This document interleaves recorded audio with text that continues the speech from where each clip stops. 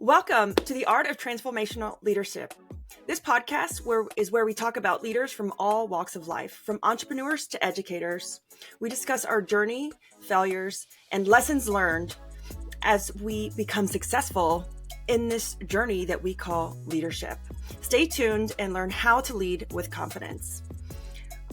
My name is Libby, and I'm your host, and today's guest is Angela. Angela, welcome to the show. So before we get started, could you just tell me or tell our listeners a little bit about yourself? I got your bio and I was like, wow, she just needs to read this herself because me reading it would not do justice. Well, thank you. And thanks so much for having me, Libby. It's exciting to be here with you, just to spend some time with you and share some insight with your listeners. So a little bit about me. I say I've been a lifetime entrepreneur.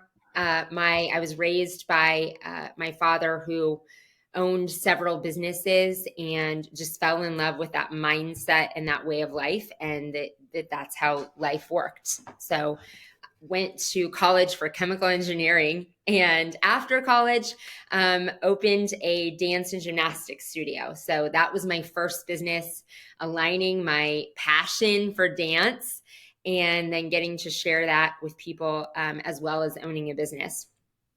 Soon after that, in building that dance studio, I realized that most other dance studio owners didn't necessarily know how to run a successful business. They were following their passion of teaching dance. And so I started doing business coaching of other dance studios, traveling around the country, helping them become more profitable. I say before business coaching was a thing because I think it was before the internet, like honestly.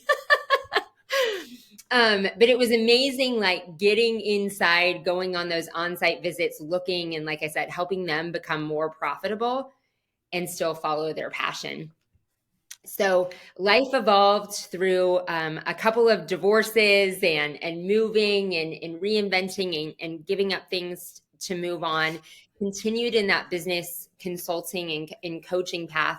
It just took on different forms. Had a season in Mary Kay where I drove a Cadillac for 7 years, which was awesome, of being a leader of women. And then most recently added to the business coaching virtual assistants.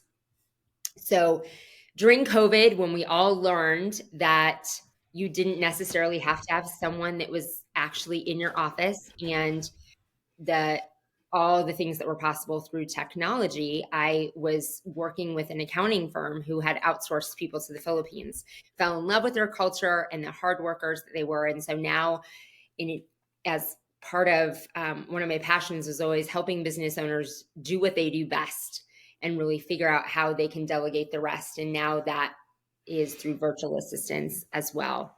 So love that part of my company. And then last year wrote a book called The Courageous Mind, fulfilled a lifelong dream to do that, and have the opportunity to use that as a platform as well and travel around and speak to business owners around the country about that. So 2 adult kids. So I'm in a season of my life of fun, moving to the chapter of adult kids, and then have developed just lots of great relationships within this home service space, doing a great new podcast with JC.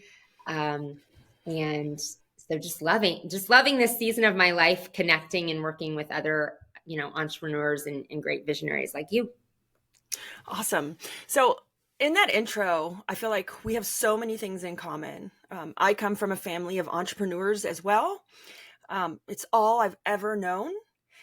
I don't think in my life I've ever been a W-2 employee.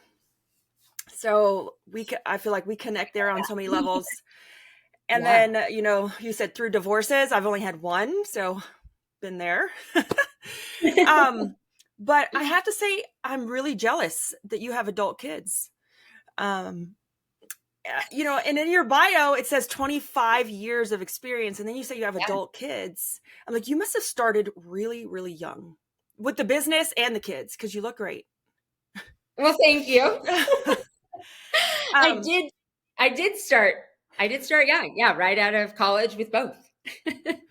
And I had no idea about the chemical engineering background. That is so cool and intriguing. I feel like we could do a whole nother podcast just on that topic.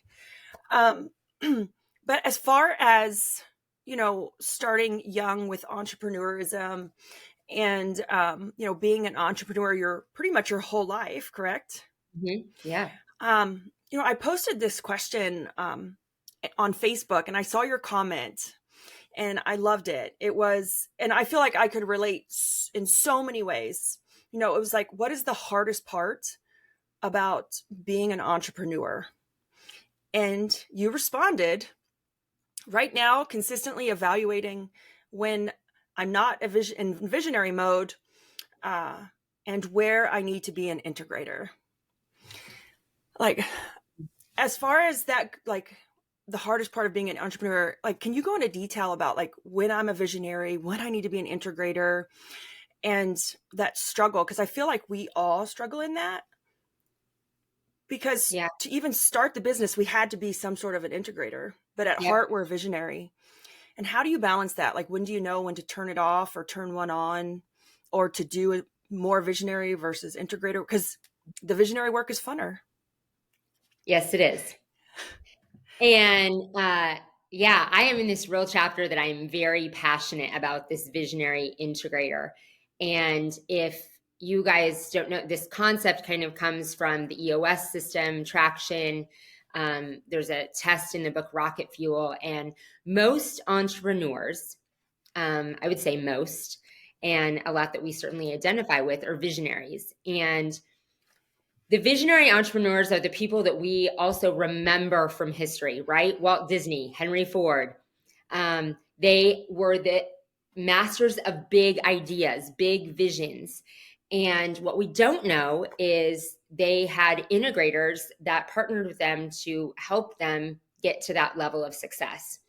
And so a visionary leader, a visionary entrepreneur sees that big picture. They constantly have these insane big ideas. I say insane because the rest of the world thinks they're insane. They are just new ideas every day of a bigger dream, a bigger picture, doing things that people didn't see possible before. But as you said, in the beginning of a business, we need to play the integrator role. And what an integrator is getting those ideas done, taking these ideas and making them a reality, putting the processes in place to get the details executed. That there's really three places in a business: a visionary that's coming up with the new ideas that we're going to do, crafting this is the new solution. This is how we're going to provide remarkable client experience. This is how we're going to change people's lives. The project manager or the integrator that creates the processes, that takes it from the vision to the project, and then the task people that execute the tasks. When we start a business, we got to be all three. We are grinding. We think of the idea, we got to create a process, and then we actually have to do the work. And it is how, as you grow your business, that you can get yourself out of those other two roles as fast as you can. And one reason is there's no way to scale and grow a business if you're doing all of it. So that's what you have to replace. But what I've really learned in these recent years is how much, not only do we all have a limited amount of time and energy, so that's how you build a business, is getting those in place, but how much it affects me in my relationships, in my life, in my stress level when I need to when I have to integrate, when I have to come up with the processes, or I have to be involved in the details. Ryan Lee just described it to me as multiple personality disorder, that you're living in this alternate personality and it causes so much stress in your life. And JC and I, as we are working on business projects together now and conferences and we're like two visionaries. And the only time we have conflict, and I wouldn't even say conflict, like we have this great relationship, but the only time we don't have relational conflict, but if we have to integrate together, it's like double whammo. Like, we are not happy. We are just not happy because we're not happy making those decisions and integrating. So yeah, I said the toughest part is me figuring out self-awareness. And I just made a big move and for all the projects that I'm doing, and hired myself an integrator that isn't necessarily an integrator in just one business. Like, I have an integrator in the VA business and integrator in different area. And she's my integrator. She makes sure on every level I'm doing, my family, the business, the podcast, everything, that I'm doing what I said I wanted to do. That's awesome. I feel like I can relate to all of those. I was just listening to prepare for this podcast. I was listening to your interview with Mel, and we'll get into the first time we all three met in person here in a second and where that was. But, Mel referenced, her sparkly brain. Like, I love that, sparkly brain reference, because as a visionary, I think that we all have these sparkly brains. And when we're not operating in that, it is not our happy place. We can only operate as an integrator for a very short amount of time, or we get extreme burnout. Where I see a lot of business owners start to struggle, or even the businesses fail, is the visionary either can't let go, or they can't find the integrator to help them, and they start to experience extreme burnout, and which causes, like you said, relationship issues, personal issues. They're unhappy. The other dangerous side I found is when we find great integrators. I have a few of them in my life, owning a few businesses, is that I love to work in the visionary role, and then I find myself working constantly. I don't know if you feel like that, because you're constantly in that visionary role because you got the freedom now. But I'm working all the time because I'm having such a great time with coming up with all these great ideas. Yeah. And then I go to my office. Organize It has a real office. So I own a home service business. But then I own 2 softwares or 2 SaaSes. But when I go to the home service business, or if someone in the office is going on vacation, here I am. I'm like, oh, I'll cover for you while you're on vacation. I'll help out. They're like, no. We don't need you to come in, please. We got it. Or they're like, when is she leaving again?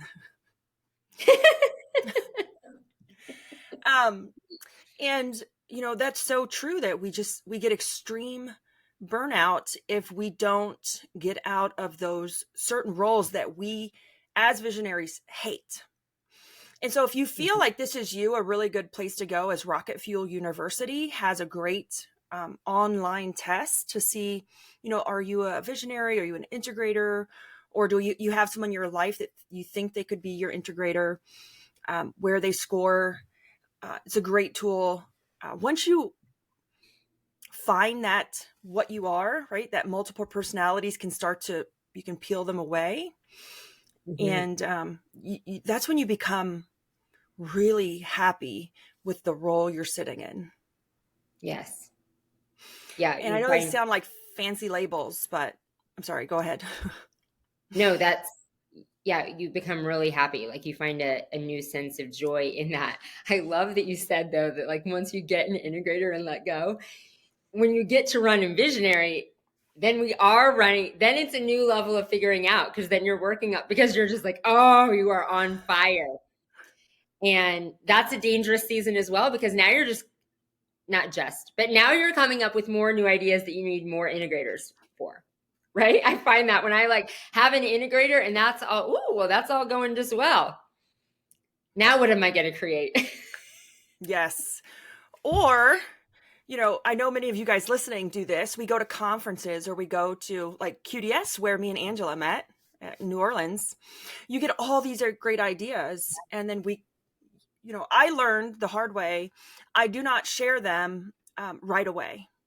I wait a little while. I may spend a day or 2 after the conference, staying there at the hotel to like absorb it, write down all the notes, and make sure that it's something they want to do before I just go back and just, vomit all over the office or the staff. They're like, here, we're changing everything. Here's a new process. It's great. I just learned it at this conference. Because I learned the hard way that you will run your people off. So, speaking of the QDS conference, me and Angela met at QDS in New Orleans, and I was sitting next to Dominic, or Dom, and I looked over, and there was this very, very classy lady in black, right, drinking champagne. And I'm like, who is that, Dom? Introduce me to her. And it was Angela. And then ever since then, we have really connected, and I feel like we have so much in common. And it's been really great getting to know her. And I love, like I said, I was watching a couple of your podcasts prepping for today, and it's just been a great, really journey getting to meet someone who we have so much in common. Whether I have adult kids too, but I also have a 5-year-old.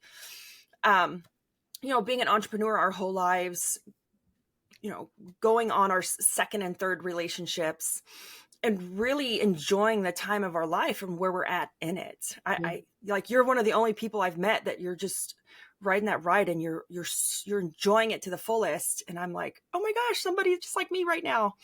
So, that being said, can you share with us some of the things that you do, like, your power morning routine that keeps you balanced? Like, why do you feel, besides the integrator visionary role, that you're just, loving life? What are some of the personal habits or professional habits that are contributing to your happiness and your success right now?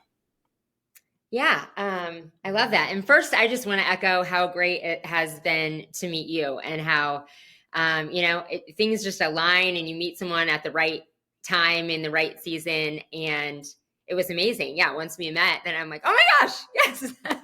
We have so many of the details in common, but just a great united energy. And I will say to, the audience listening, how important it is that you show up and arrive at events with an energy ready to make those connections, because those can change your life. We were just talking about how we're going to be at one coming up. But I was sitting by Dom. We were, grabbing a bite to eat at a hotel bar.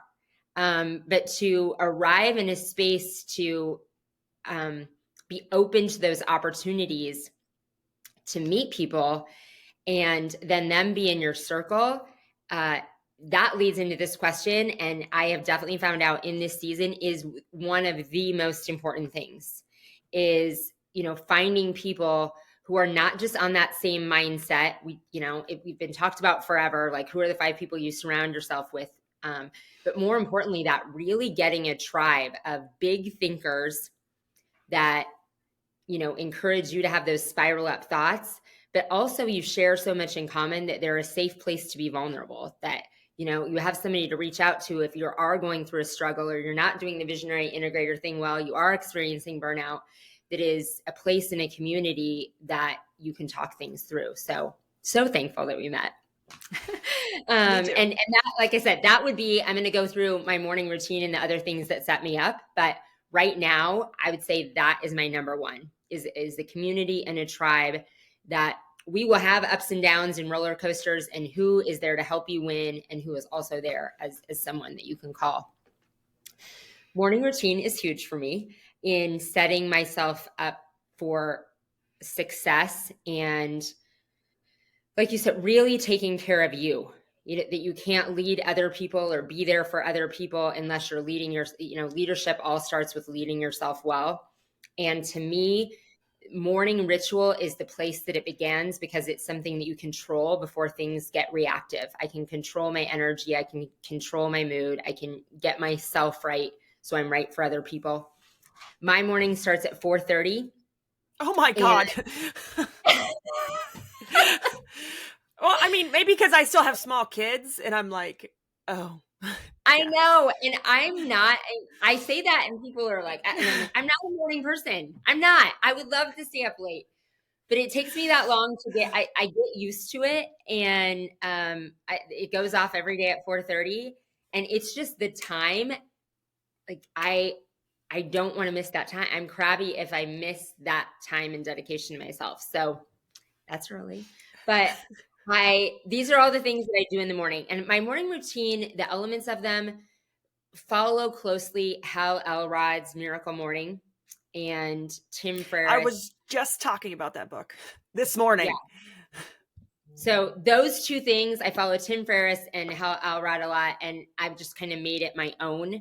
But I get up and I exercise, move, lift weights, and I combine listening to, I do music through part of it because music, lifts us up. But then I also reading something is part of their morning, and I listen to an Audible book. So for a half an hour of the workout, or an hour, I listen to an audiobook. So digest some things, and then move that. Morning pages is part of mine. So some type of journaling. I usually do a brain dump. It's first thing when I wake up, and that's just in my phone of like vomiting everything out so I can think clearly.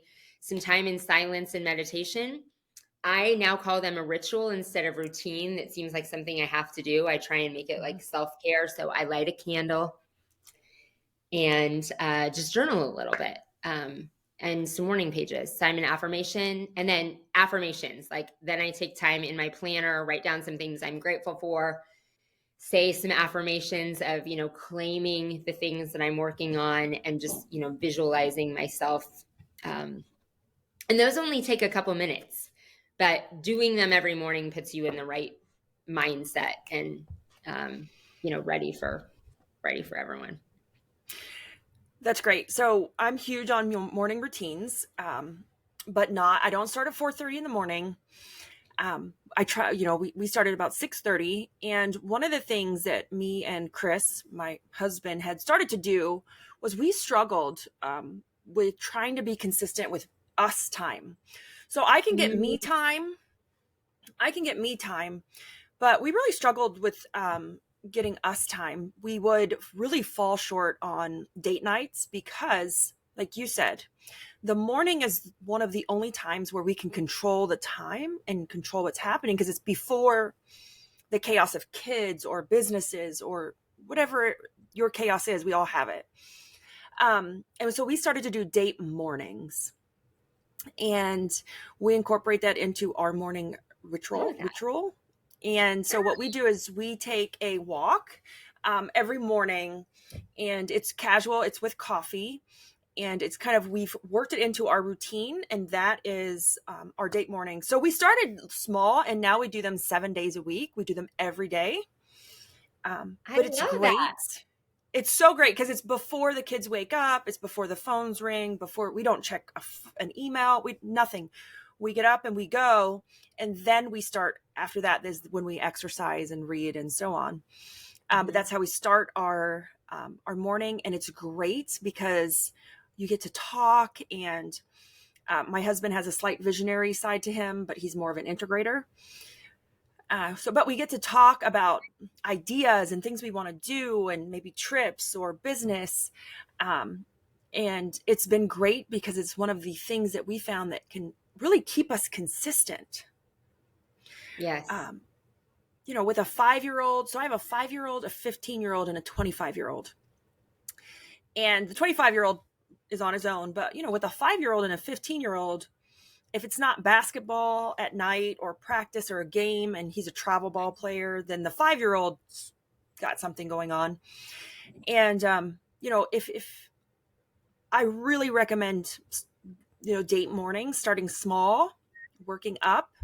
If you're struggling with being consistent and wanting some us time, yes, it's been great.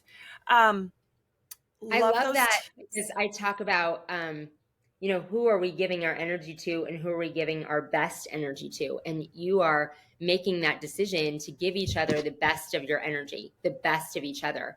Because so often the people that we care about most in our lives, our partners, our kids, the most important people in our business, get our leftover energy at the end of the day. And you're choosing to, make that connection and give each other the best of yourselves. So that's awesome. Yes. And then we've started, like, when we come back, I do yoga and some other things, but we even got Yaya, the 5-year-old. We just turn on the YouTube TV, and she's doing her own kids yoga while we're working out. So we're trying to pass these habits on to the kids as well. That mom and dad isn't always just about work, because we do struggle with that. To be completely transparent, we love to work. And, Yaya said the other day, she goes, "Mom, what hat are you wearing right now?" It's interesting what your kids catch.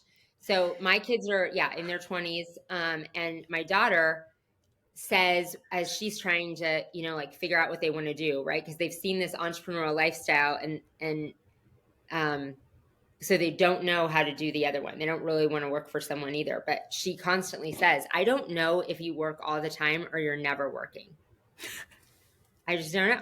Because some of it looks like this, this show of like traveling and extravagant and whatever. But sometimes it seems like I'm always working and don't turn it off.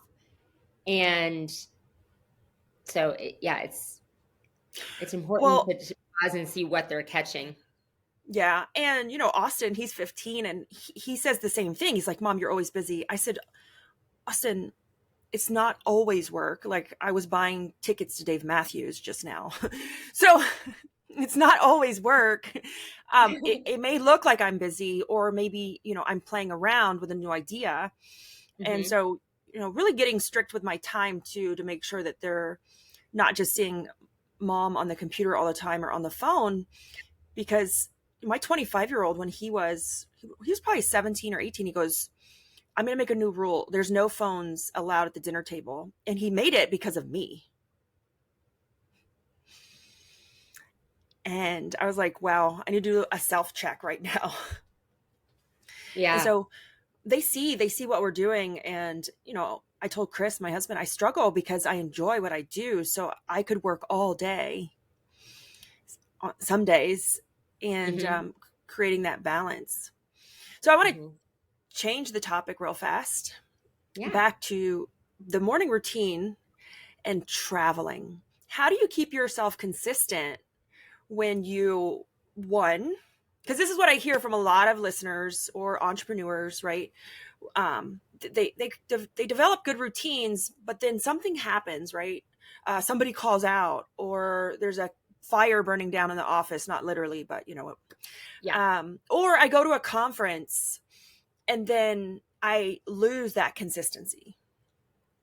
So what are some tips that you have that, you could share with us to keep that consistent when something happens? We know you travel a lot, right? If you follow Angela, she travels a lot. What do you do to stay consistent? So it is just being so committed to that. That's my ritual, and knowing how much of a difference it makes in my life, that I just am just so passionate about it as a ritual. And I think the reason I'm able to stay consistent is because I've changed that mindset to morning ritual that is like, this is my time and I'm important, versus morning routine. And this has just been, recently, I would say in the last 6 to 9 months that I've had that shift, because routine felt like something I had to do, the boxes I had to check. And so if I was traveling, like, even though, it's work, it was like, it's vacation. I can get out of my routine because this is a new routine. And the schedule's off and whatever. So I'm not in that routine anymore because it's a new routine. So I can eat whatever I want. Well, that only goes so far. If you're, it does not work if you're traveling all the time. When I changed it to ritual, it was like something like, I still want to make this investment in me. Yes, I am on a trip enjoying it, but I'm gonna get everything out of this trip because I'm still doing my ritual. It's great that JC has this same sort of ritual that I do. Like he already got up at he's already a 4:30 a.m.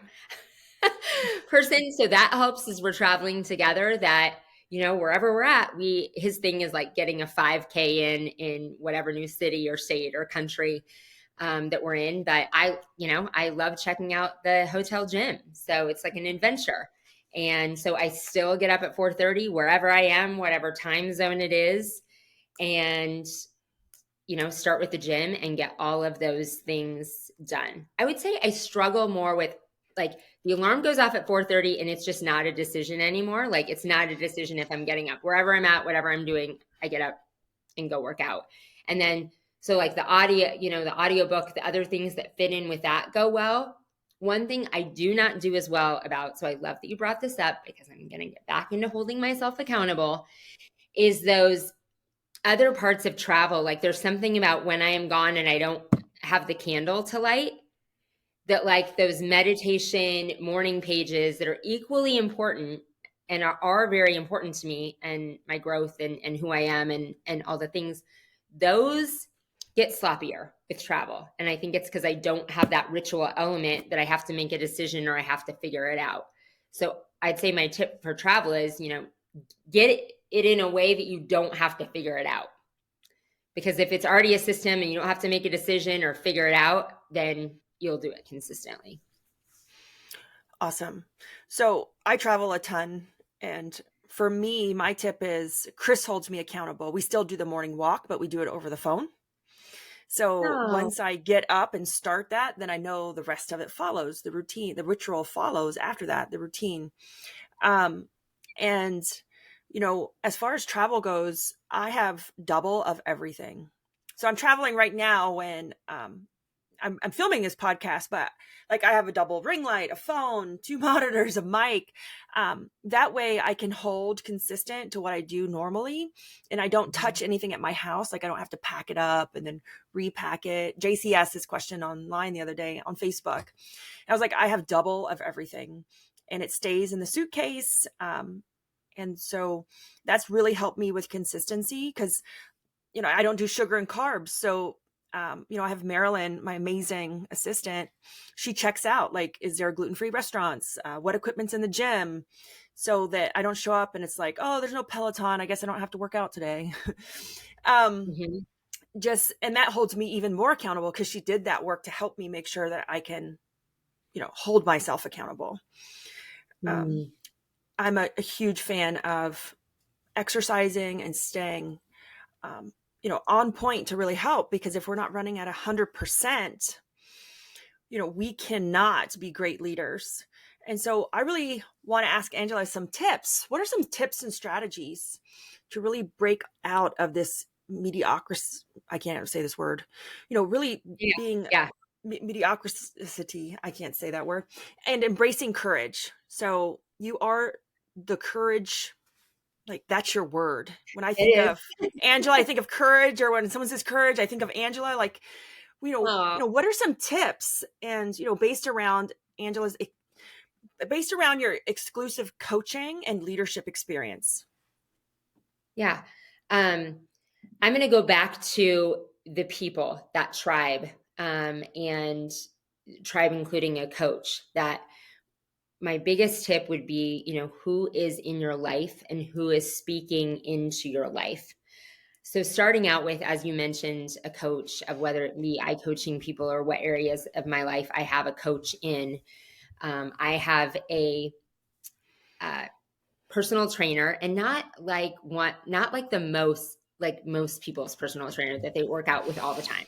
When I'm in town, it might have been a month since I've seen him, and it's different than like, we're going to lift these weights and do these things. Like he just identifies, and that's what a coach does in all areas, like identifies our weak points, things that we need to work on. So when I first started working with him, it was like, do you know that you're getting older and you're losing flexibility and what this is going to do in these certain areas, or that you're holding stress in this?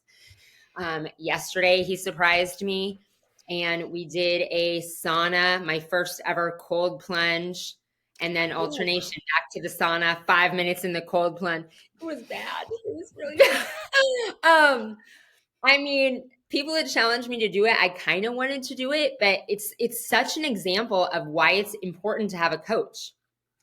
Yes. I would not have made it. He was sitting there coaching, like, this is what we're going to do. You're going to push yourself. You can do hard things. And I'm telling you, if you haven't done a cold plunge, it was incredible. This incredible, getting past the pain and clarity.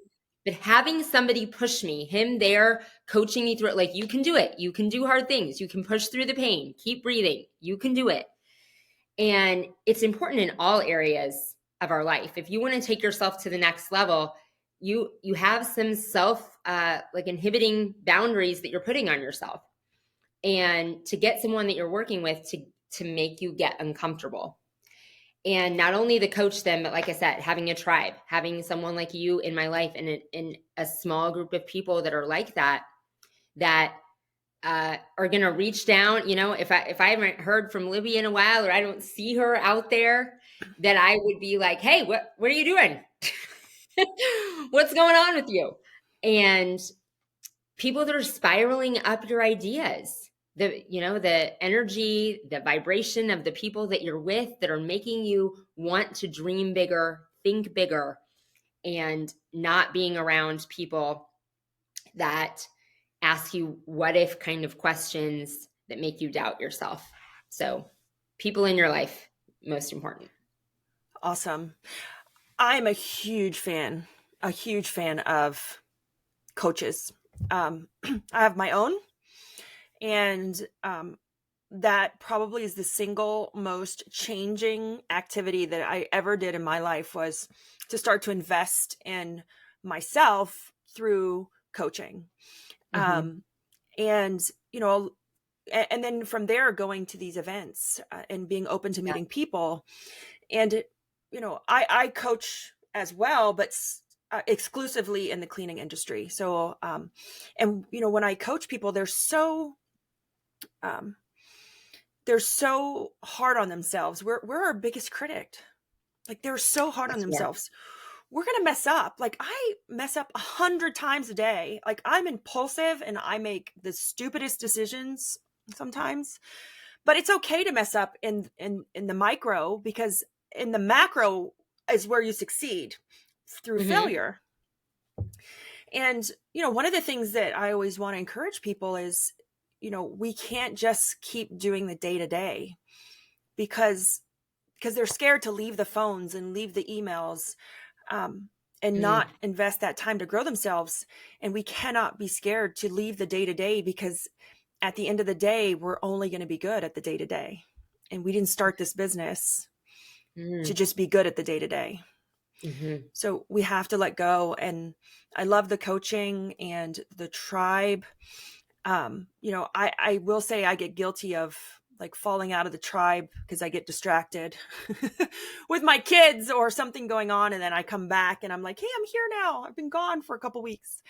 Um, but that's huge. And I would not have been able to grow any of the businesses I have without coaching. And yes, I've done the plunge. So one of my coaches, right? His name's, he's not a coach anymore. He retired. Jonathan Matoshnik from Service Autopilot. I was lucky enough he was the owner of Service Autopilot. I was lucky enough to be he had an exclusive group of 25 people. I was the only house cleaner girl, in the group. Um, and, he brought a Wim Hof coach in for us. And we all kind of looked at him like, why are we doing this? And it was so great. Mm. The Wim Hof was, breathing, controlling your breath. And he said, because where you're at right now, you have to be able to control your level of stress and anxiety. Mm-hmm. Because if not, it will consume you.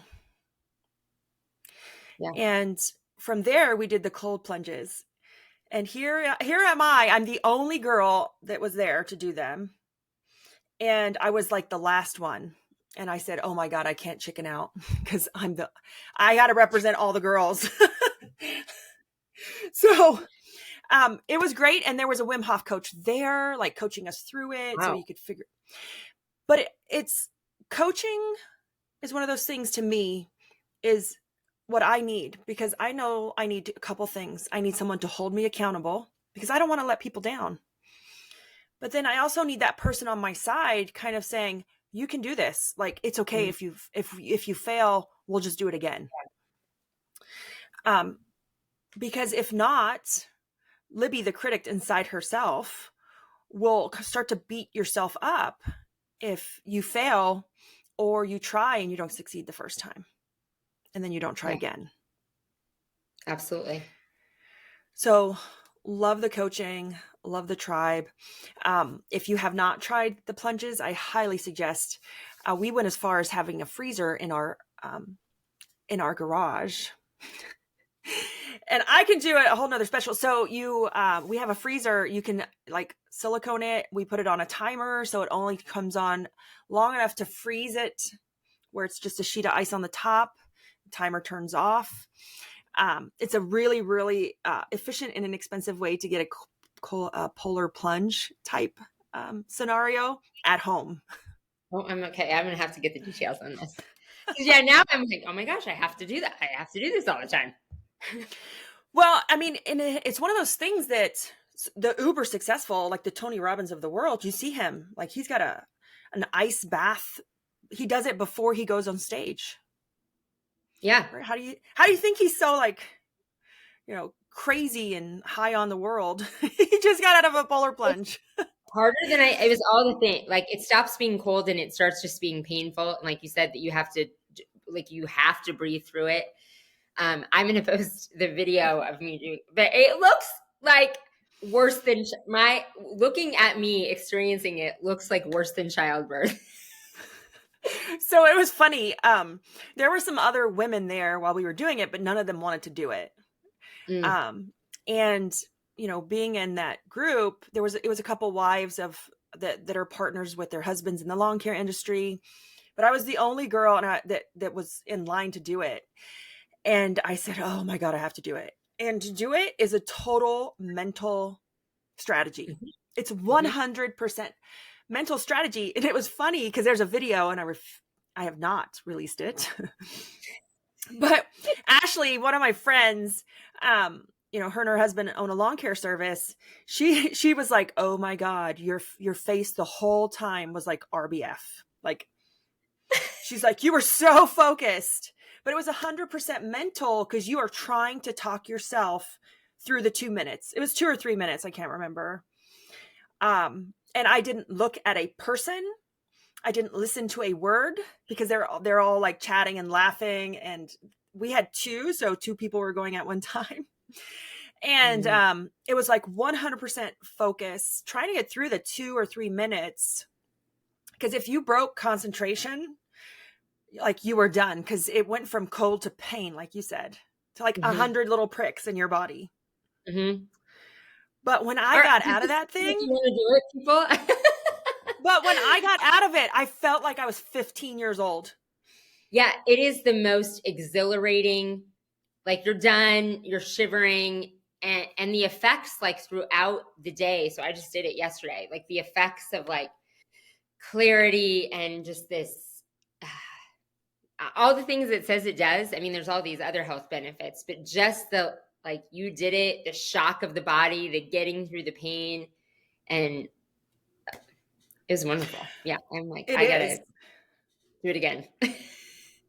But the other thing is, what it taught me was making us do something we don't want to do.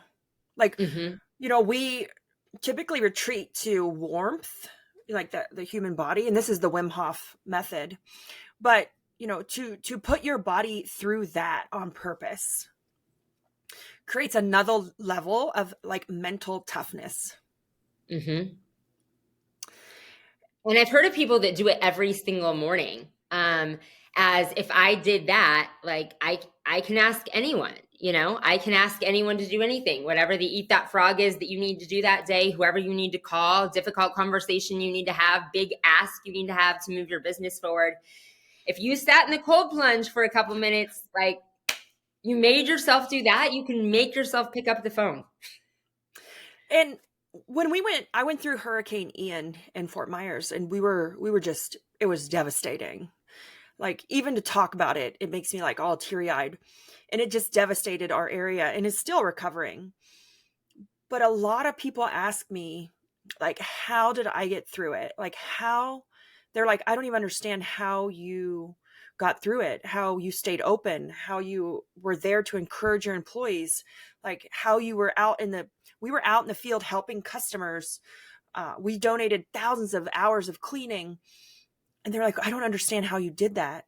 And those are the things that I put myself through, that when you are faced with that kind of adversity or like a storm of a lifetime that just levels your area and your business and your customers' homes, those are the things that's why we do what we do, is to prepare for those moments, so that is to me, that separates like me from the businesses that closed.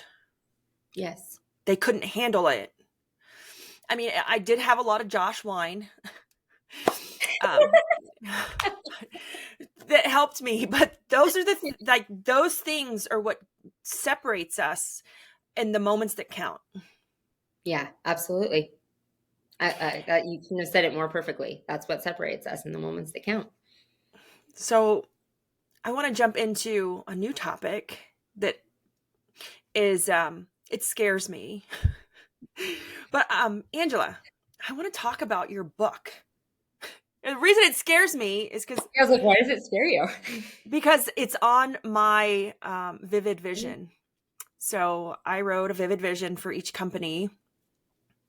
And if you don't know what a vivid vision is, it's a 3-year goal, but in extreme detail. So my vivid vision for each company is about 19 pages long. Oh, wow. Yes. It provides so much clarity to your life. It was a soul searching journey.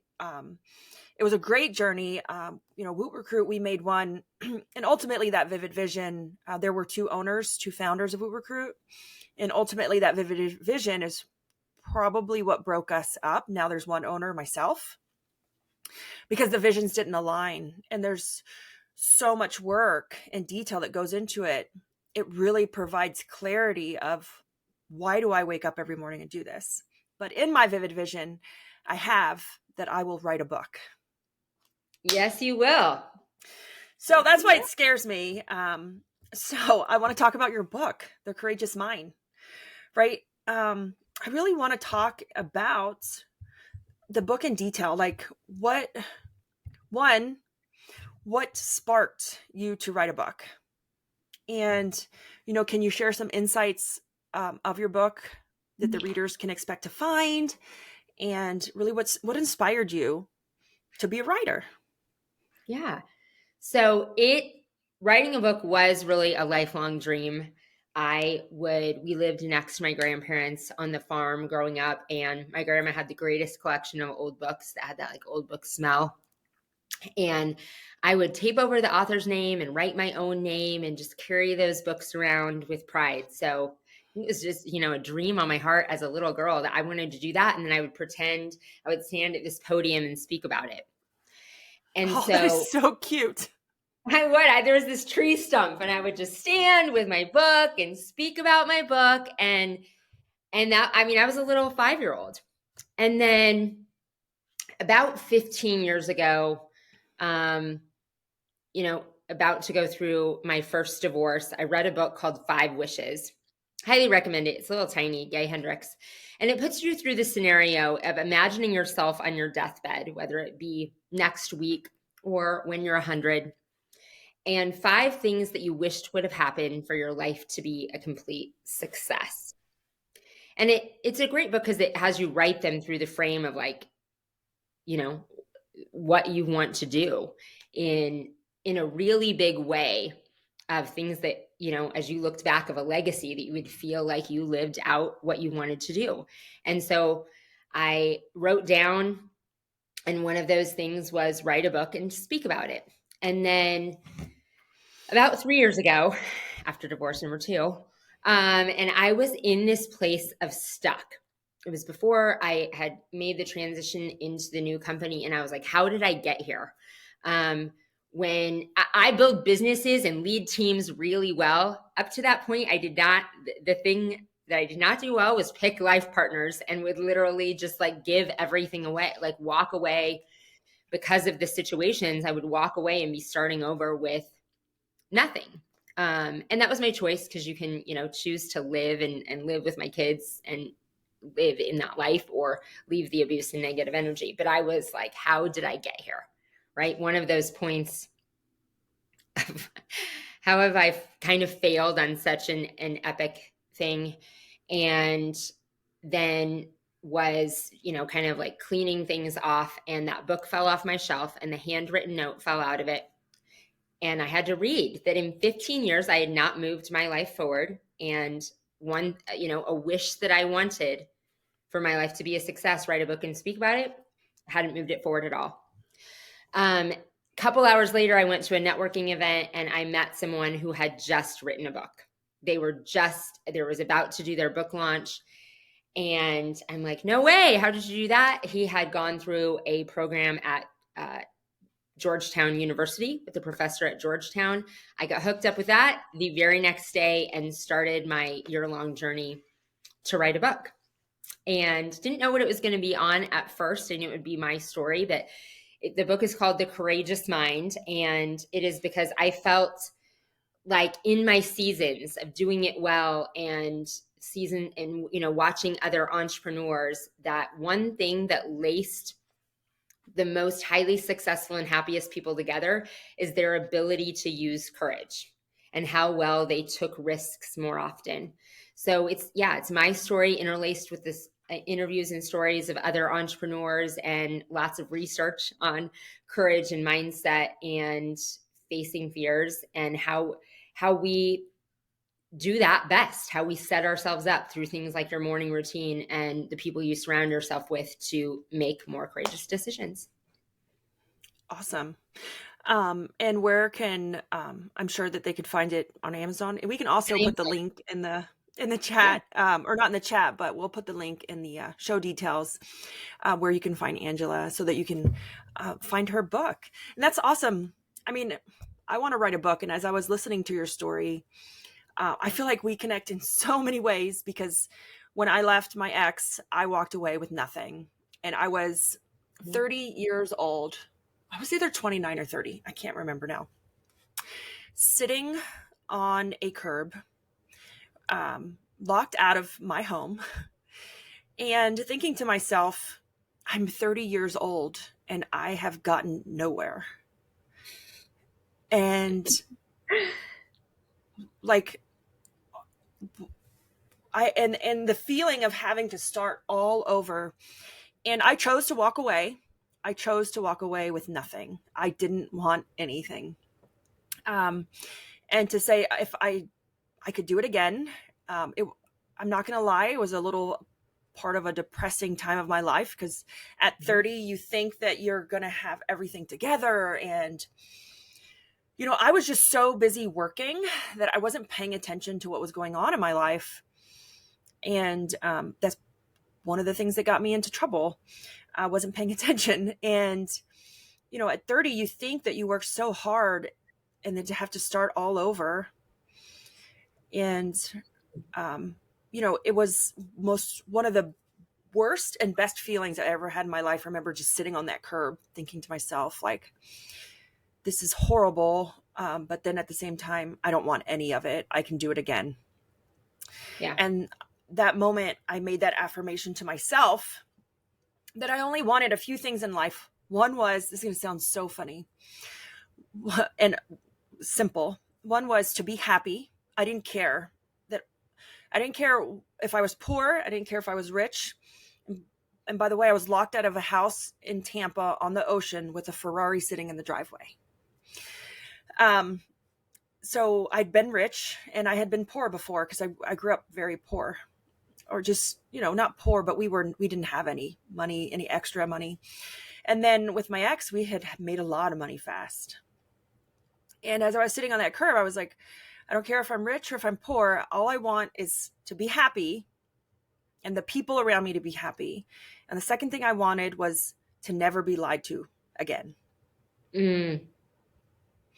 That's it. So, that caused a lot of things in my life. One is I'm very honest to a fault, because I was lied to for many, many years.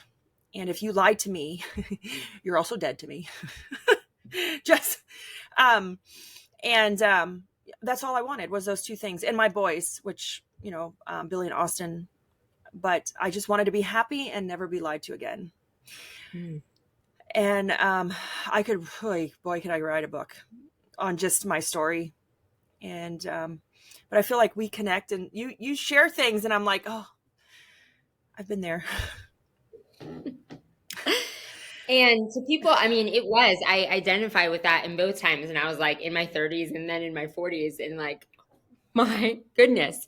But it took a lot to realize I thought I was giving everything. And I always told the story from the frame of I was giving everything up. And that, if you feel like you've experienced something like that, or on this journey that, you're never starting from zero because you're starting from experience. And that's way more valuable than, the money and assets and things that we thought were so significant that we had built, giving them up, that it really is all to prepare you to build something.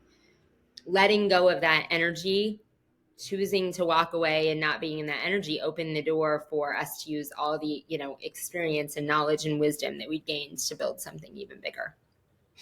And I love that. And that's why I walked away, was I didn't want to waste my energy on fighting. Mm-hmm. None of that stuff was worth me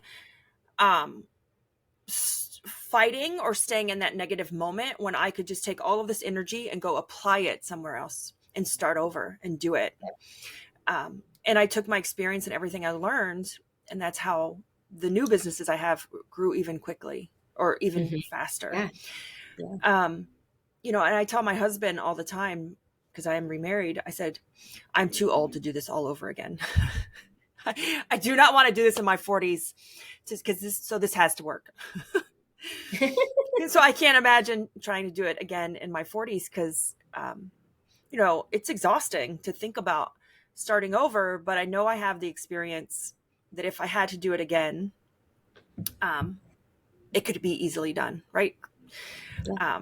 Colonel Sanders started Kentucky Fried Chicken when he was 82 years old. That's when everyone's like, I'm too old to start a business, or I'm too old to start over. I always tell them that, and they're like, really? Like, yeah, he was 82 years old. Yeah. I read that in a book. That's the only reason I know it. So I want to talk about one other thing before we wrap up. And that is, you have a new podcast with JC. Yes, we do. And, I want to know what sparked that, because I was on Angela's other podcast, right? Yeah. And you started a new one, and it looks very intriguing to me, because there's two of you. You're both in business, right? You're both a couple.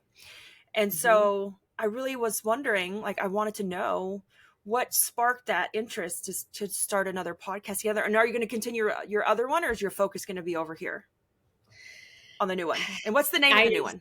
So many questions. The new one is called In the Foxhole, and it is the name of that because we talk about the moments of the struggles of entrepreneurship, not just the highlight reels, but the moments of the struggle, and who is in the struggle with you, who is in the foxhole with you, who are the people that you trust to be in the foxhole with you, and what do those moments look like? So, and those are all great questions. And I don't know if I have the answer to, what the future is in mind.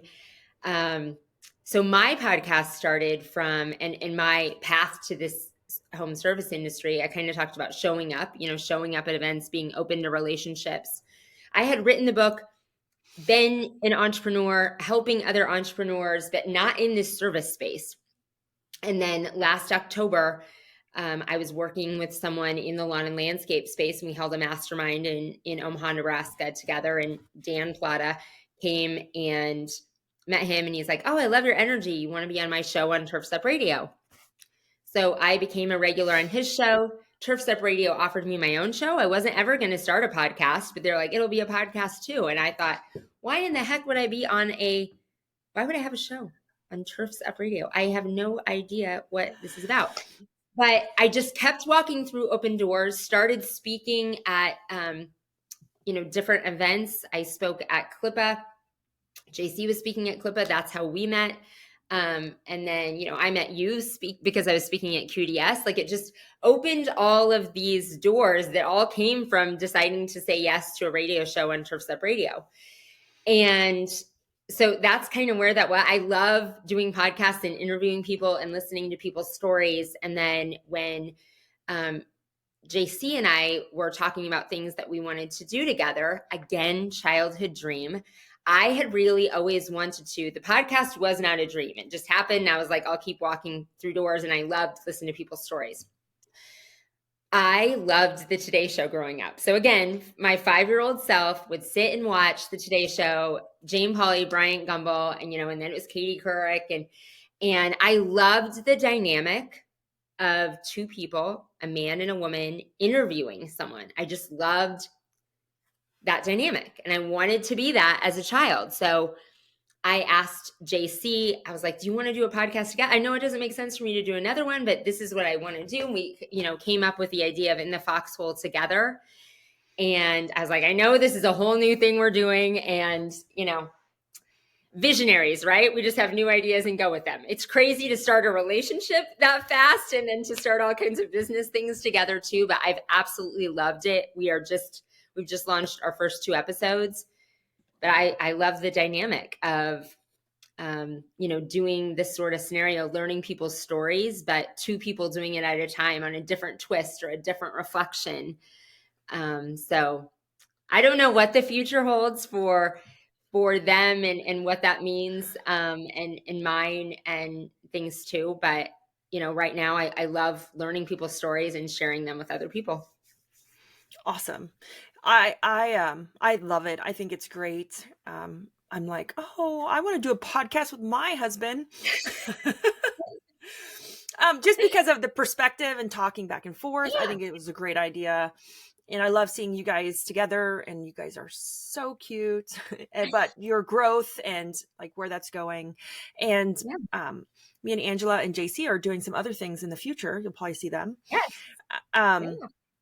So that being said, I really want to leave our listeners with, a little bit of advice from you. And it has to do with living courageously. What are some tips that we can use just to wrap up on really overcoming fear? I think for business owners, one of the things that get us stuck is that fear, like the unknown, the fear to make this decision, the fear to, so I specialize in recruiting, right? It's the fear to hire the wrong person, or the fear to be overstaffed and then you're understaffed. And fear, to me, really controls us more than we expect. I went to a conference, and one of the speakers said, the opposite of fear is trust. So there is a lack of trust somewhere, right? We don't trust ourselves. We don't trust the process, the person.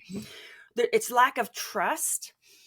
And so I really want to leave our listeners with some great, it could be 1, it could be 2 great tips on living courageously and really overcoming that fear. How do they live courageously?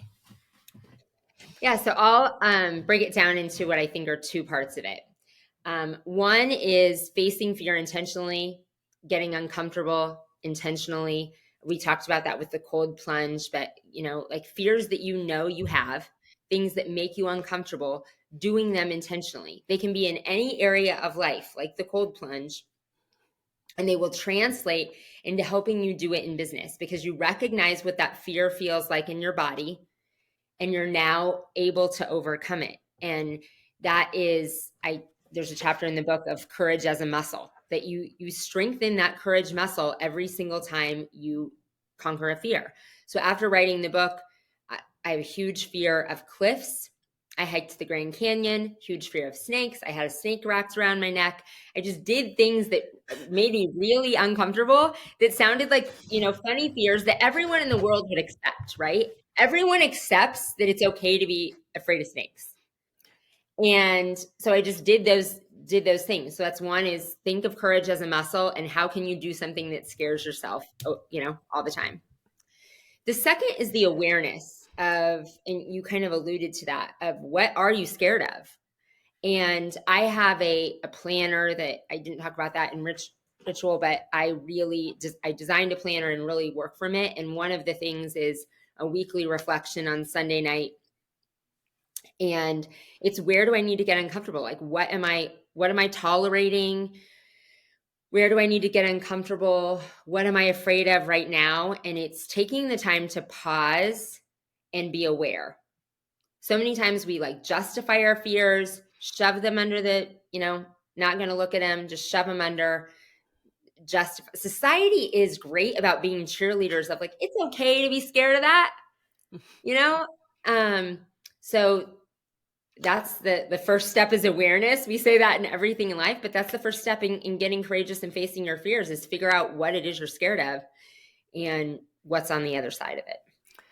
Awesome. One thing that you just said during then is that society says they're okay. They're okay with being cheerleaders if you're, scared or fearful of something. Mm-hmm.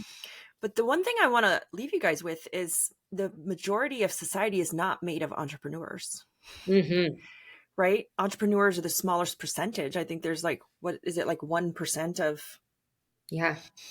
And so don't get mixed up with society says it's okay, like to not take these risks or to be our cheerleader when we're fearful. But society is not an entrepreneur, and you are. That's right. Yes. So, Angela, I want to really thank you so much for being our guest here on the Art of Transformational Leadership. So, what's next? What can our listeners expect to see? What do you have planned? Any fun, exciting new podcast or business ventures coming up that we should keep an eye out for? Stay tuned on social media. In the Foxhole, we've got lots of exciting things coming up on that. Like you said, we have some things in the works with you.